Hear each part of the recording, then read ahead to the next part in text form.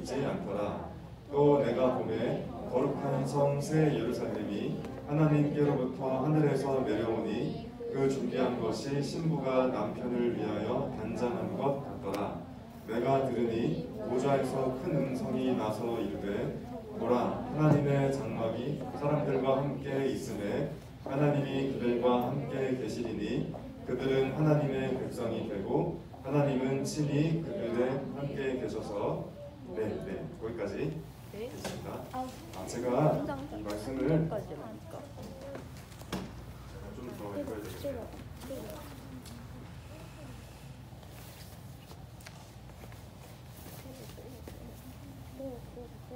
4절까지 읽어야 되는데 빼먹었다. 우리 4절도 성경책에 있는 친구는 4절도 같이 읽을까? 시작!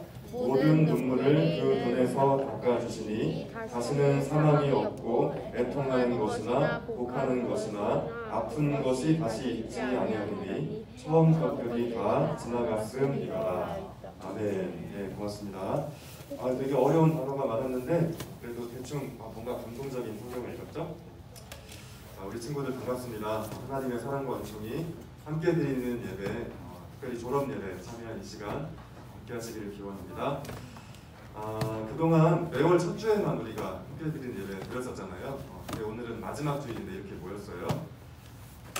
원래는 이런 게 없었는데 전도사님들이랑 회의를 하면서 우리가 이제 졸업 예배가 없는 게 좀 썰렁한 것 같다. 같이 드리자 해서 앞으로는 매년 12월 마지막 주에도 졸업 예배 형식으로 함께 드리는 예배 드리기로 했고, 다음 주는 1월 첫 주인데 또 모여서 입학 예배가 되겠죠. 그렇게 12월 달에 2번 함께 드리는 예배 있다는 거 잘 기억해 주면 좋겠습니다. 그동안 초등학교 6학년 학생들 저기 이렇게 앉아 있는데, 또 중3 또 고3 학생들, 코로나라는 정말 안타까운 시절을 2년이나 됐는데 그렇게 잘 견뎌온 것이 너무 대견하고 쉽지만은 않겠지만 앞으로 새로운 학교에 입학해서도 또 멋지고 후회 없는 학교 생활을 잘 해낼 수 있는 우리 졸업생들이 바꾸면 좋겠습니다.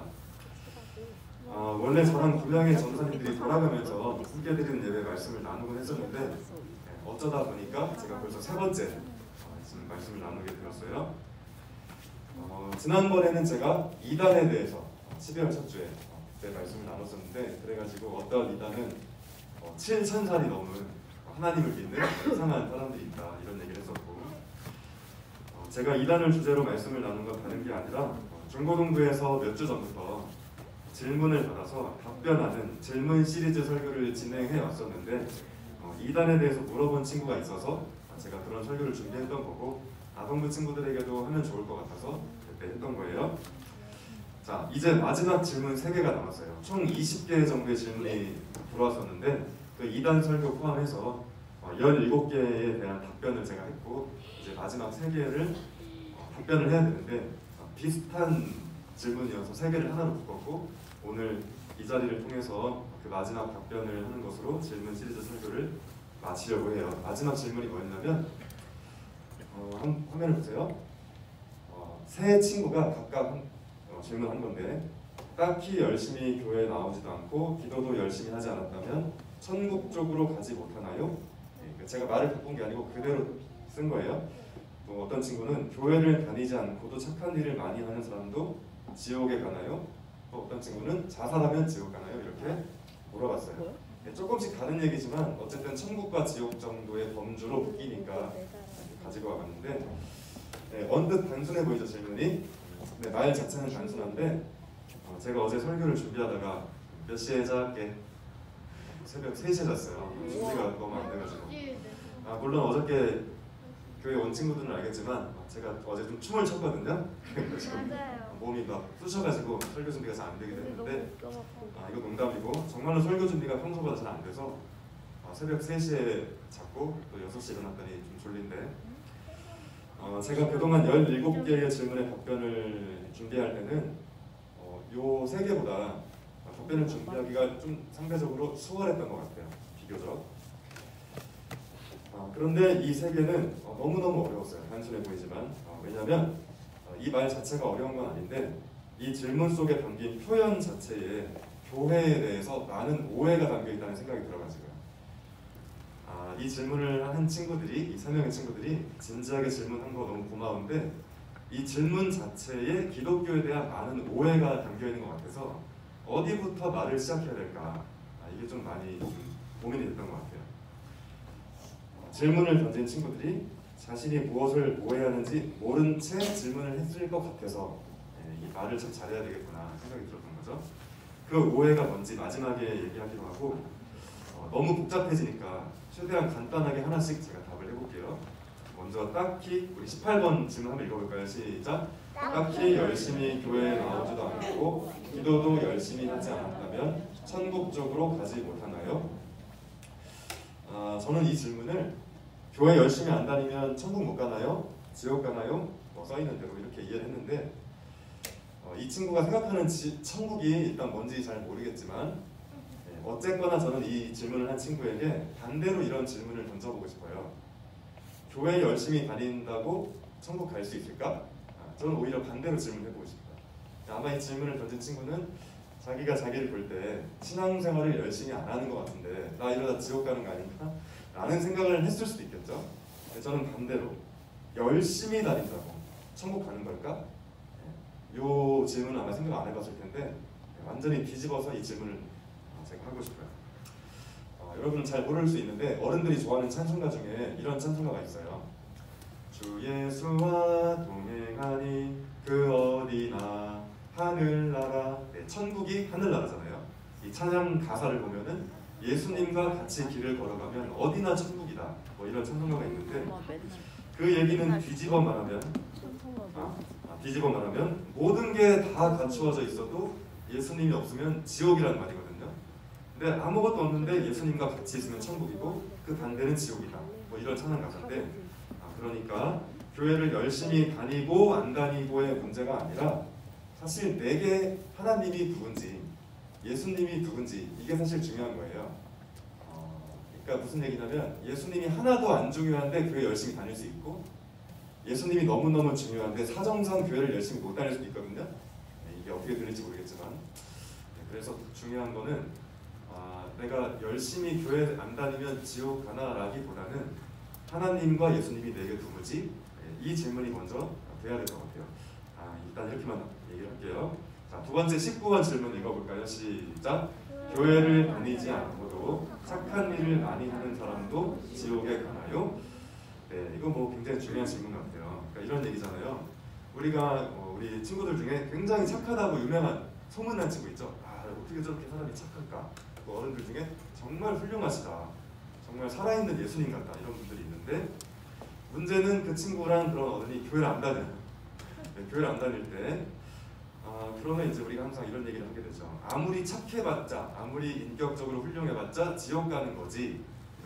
좀 어려운 말로 도리적인 얘기를 하게 되는데 이 질문을 한 친구는 아마 어렸을 때부터 어른들로부터 이런 식의 이야기를 좀 들었을 것이고 좀 이렇게 철들어 생각해보니까 좀 이상한 것 같다. 아니 아무리 그래도 뭐 교회 열심히 다니는 건 좋지만 이렇게 훌륭한 사람이 교회 안 다녔다고 지옥 가는 게 말이 되나? 하는 궁금증이 있어서 이렇게 질문했을 텐데 저도 그런 식의 이야기를 어렸을 때부터 어떤 목사님이나 어른들한테 늘 들었던 것 같아요. 착한 사람도 착해서 뭐 좋긴 한데 그래 봤자 지옥 간다 이렇게 설교 많이 들었어요.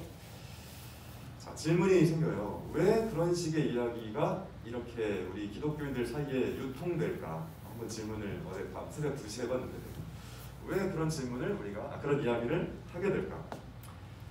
성경에 보면은 우리가 하나님께 소위 구원을 받는 것은 우리의 노력이나 행위가 아니고 착한 행실이 아니고 하나님의 은혜로 받는다라는 식의 이야기들이 있거든요. 그러니까 우리가 구원받을 만한 천국 갈 만한 사람이어서 천국 가는 게 아니고 그렇지 않음에도 불구하고 은혜를 베풀어서 그런 일이 일어난다는 식의 이야기들이 성경에 써 있어요. 성경에 써 있으니까 일단 그 말이 맞아요. 맞는데 그러니까 우리가 완벽한 사람이 아니어도 우리 부모님에게 저와 여러분은 언제나 귀한 아들이고 귀한 딸이죠. 우리가 그렇게 훌륭해서 귀한 아들, 딸인 게 아니고 그냥 귀한 아들이고 그냥 딸인 것처럼 하나님도 마찬가지예요. 하나님은 우리가 완벽한 인격을 갖추지 않은 것을 우리 자신보다 더 잘 알고 계시지만 우리를 사랑하셔서 우리를 구원하시고 우리에게 은혜를 베푸세요. 자, 너무 좋은 얘기잖아요. 근데 많은 기독교인들이 이 말을 좀 오해하는 부분이 있는 것 같아요. 그러니까 네가 아무리 착해봤자 하나님 안 믿으면 다 소용없다는 식으로 이걸 자꾸 그런 상황 속에서 끌어당기는 거예요.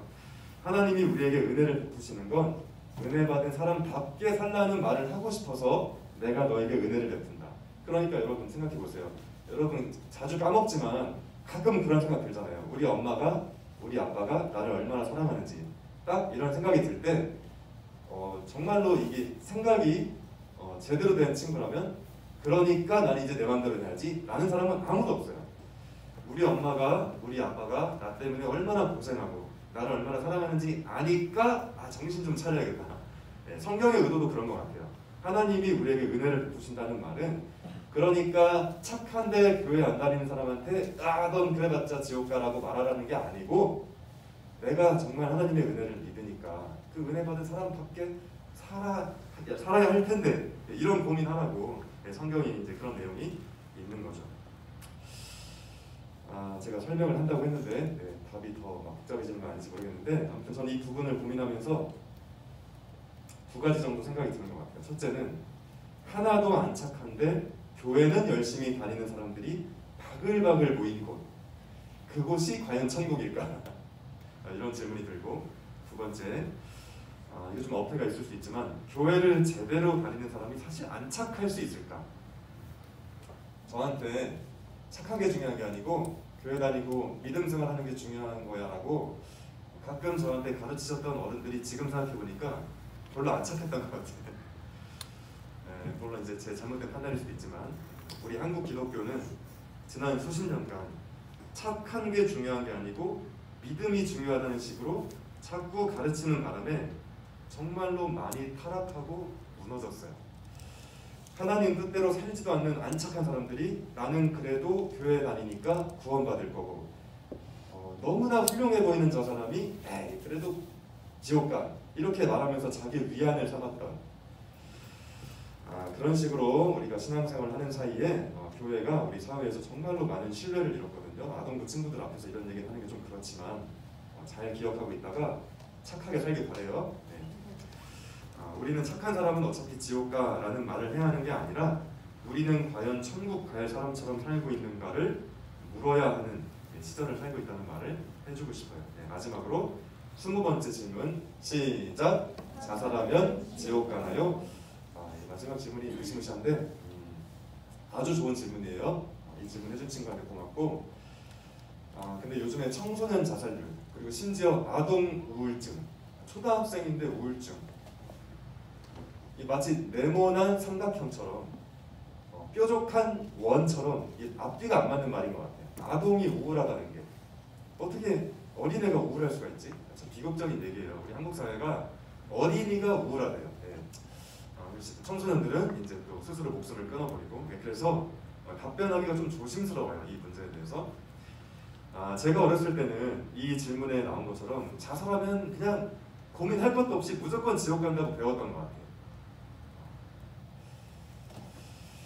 그 이유는 그렇게 우리를 가르쳤던 이유는 하나님이 주신 생명 우리가 이렇게 살아있는 게 부모님을 통해 온 것이기도 하지만 신앙적으로는 하나님이 우리에게 생명을 주셨다고 믿잖아요. 근데 내가 스스로 목숨을 끊어버리면 인간 주제에 감히 하나님이 주신 생명을 거부했다 이런 식의 말이 가능하겠죠.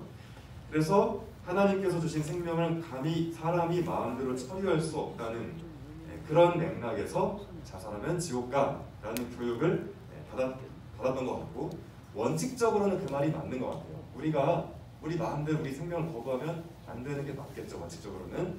자, 그럼에도 불구하고 저는 일단 이 가르침이 그렇게 좋은 가르침은 아닌 것 같아요. 자, 그래도 장점을 먼저 얘기하자면 장점도 있긴 있어요. 자살하면 지옥 간다. 이 말이 어떤 장점이 있냐면 평소에 자살을 너무너무 하고 싶어하는 사람이 그런데 지옥에 대한 두려움이 더 커서 어쨌거나 자살을 안 한다면 그 사람이 자살하면서 생기는 수많은 문제들을 막을 수 있잖아요. 누가 자살하면 부모님이 얼마나 슬프겠어. 자식들이 얼마나 슬프겠어. 근데 그 자살하고 싶을 정도로 삶을 힘들어하는 사람이 지옥에 대한 두려움이 더 커서 그냥 꾸역꾸역 100살까지 채우면 어쨌든 가족들은 상처를 안 받을 거 아니에요. 그런 의미에서 그런 의미에서 하나님이 그 사람이 계속 살아갈 수 있도록 일종의 설득을 하신 것일 수도 있겠어요. 자살하면 지옥 간다는 이 목사님이나 교회의 가르침 때문에 그 사람이 자꾸 그 하나님의 음성을 듣는 거예요. 죽고 싶을 때마다 하나님이 나 지옥 보내겠지. 그러면 안 돼. 이렇게 마음을 잡게 되는 거죠.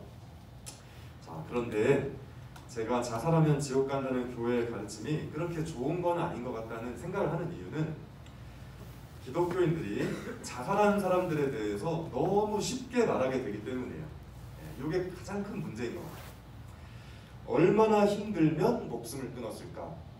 얼마나 괴로우면 그랬을까라고 어쨌든 처음에는 그런 반응을 보여야 되는데 왜냐? 우린 사람이니까.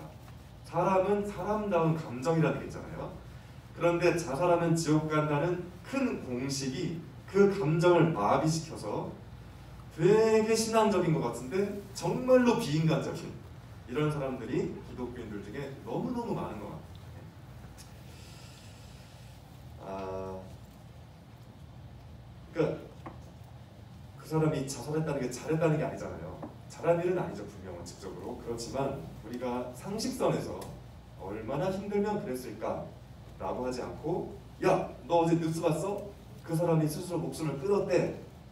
그러면 제 경험 속에서는 이 교회는 아닐 수도 있지만 제 경험 속에서는 발을 동동 구르고 땅을 치며 우는 게 아니고 그런 대화가 항상 어떤 식으로 진행되냐면 지옥 갔겠네? 그 다음 대화가 없어요. 그냥 지옥 갔겠네? 저는 그런 것들을 교회 현장에서 가끔 들을 때마다 이건 좀 아닌 것 같다 이런 생각을 했던 거죠. 저는 그런 것처럼 비인간적인 이야기는 없다고 생각하는데 신앙심이 좋을수록 인간성이 떨어지는 이 딜레마 속에 살아가는 기독교인들이 생각보다 많다는 사실에 대해서 참 고민이 된다는 걸 여러분에게 말하고 싶고요. 결론적으로 좀 딴 얘기지만 교회 다니는 사람은 가장 인간적인 사람이 되어야 해요. 이 말은 제가 누워서 침 뱉는 얘기가 되겠죠. 여러분이 목사님도 뭐 할 말은 없으신 것 같은데요. 맞아요. 저도 할 말은 없는데 어쨌든 우리 신앙의 목표, 신앙이 좋다는 얘기는 가장 사람다운 사람이 된다는 것과 다른 말이 되어서는 안 돼요. 이 말을 꼭 해주고 싶어요. 자, 그래서 꼭 지옥에 가기 때문에 자살하면 안 된다기보다는 우리에게 주어진 생명을 좀 힘들어도 어떻게든 잘 살아가는 것처럼 귀하고 멋진 일은 없다는 말을 해주고 싶어요. 그래서 꼭 자살하지 말고 잘 살아요. 굉장히 힘들어도 잘 살아요. 다 지나고 보면 남는 게 있을 거예요. 자, 그리고 우리가 자살률이 너무너무 높은 한국 사회에서 교회에 다니는 사람으로 해야 하는 일은 저 사람 지옥 갔을 거야 라고 말하는 게 아니고 어떻게 해야 스스로 목숨을 끊는 일이 줄어드는 좋은 사회를 우리 기독교인들이 앞장서서 만들 수 있을까를 고민해야지. 그런 건 하나도 안 하고 지옥 갔어. 자살하다니. 아니 저런 죄인. 그동안 우리가 이렇게 했다는 거죠. 여러분이 그랬다는 게 아니고 한국교회 전반적인 분위기가 그런 면이 있어서 저는 그런 사람들과의 대화 속에서 많이 외로웠어요. 앞으로는 그런 일이 우리 사이에 없었으면 좋겠어요. 자, 이렇게 세 가지 질문에 대한 답변을 했는데 아까 제가 맨 처음에 설교를 시작할 때 그랬죠. 설교 준비하기가 너무너무 어려웠다고. 질문 자체에 대해서 기독교에 대한 많은 오해가 그 속에 들어있는 것 같아서 준비하기가 어려웠다고 했는데 그 오해에 대한 이야기를 잠깐 덧붙이고 말씀을 마칠게요. 저도 어렸을 때는 기독교가 뭐냐, 도대체 교회 왜 다니냐 이렇게 스스로 묻고 또 누군가한테 질문을 들었을 때 항상 어떤 한 개인이 무슨 말인지 알죠? 한 개인 이렇게 이 단체가 집단이고 한 개인이 천국 가냐 지옥 가냐에 굉장히 초점을 맞추고 있는 종교로 인식했던 것 같아요. 그러니까 성경책 아무리 두꺼워도 결국은 그러니까 그 개인이 천국 가냐 지옥 가냐에 자꾸 주목하게 만들었던 그런 기독교 속에서 제가 자라온 것 같아요. 물론 그것도 안 중요한 건 아니죠. 안 중요한 건 아니에요. 자, 그런데 제가 나중에 나이가 들어서 성경을 좀 차분하게 선입견을 최대한 빼고 읽어보니까 성경은 그런 것에 대한 이야기라기보다는 이 엉망진창의 세상이 앞으로는 그러지 말을 다시 할게요. 이 엉망진창의 세상, 그러니까 수많은 범죄, 미움, 다툼, 전쟁, 가난, 질병, 슬픔 그런 의미에서 이 엉망진창의 세상에 도대체 무슨 일이 일어나고 있느냐에 대한 책이었어요. 이 한 사람이 그러니까 교회 열심히 다니거나 혹은 자살을 안 해서 뭐 천국 가고 지옥 가고 이런 얘기가 아니고, 성경 이야기는 너무나 많은 문제를 안고 있고, 요즘 막 코로나까지, 막 기후변화까지 정말 하나님이 살아계신가 의심이 들 정도로 정말 엉망인 이 세상에 어떤 일이 사실은 일어나고 있는지를 말하고 싶은 책, 그리고 기독교. 결론적으로 말하면요, 이 세상에 천국이 이루어질 거라는 것이 성경의 이야기예요. 내가 천국에 가는 게 아니고 지금 이곳에, 엉망인 이곳에 천국이 완성될 것이다 라는 이야기를 하는 책이 성경이에요. 우리가 천국으로 이사 가는 게 아니고 천국이 여기에 이루어진다는 얘기를 하는 게 성경이에요. 와, 천국? 그러면 그런 세상이 여기에 이루어지면 내가 이제 고민 없이 먹고 싶은 거 다 먹고 사고 싶은 거 다 사고, 와, 천국, 그런 천국인가? 그게 아니고 더 이상 서러워서 눈물 나고 억울해서 가슴이 답답한 사람은 한 사람도 없는 그런 세상. 누릴 것을 다 누리면서도 가난하고 힘없는 사람들 가슴에 한을 맺히게 했던 나쁜 사람들이 심판을 받는 세상.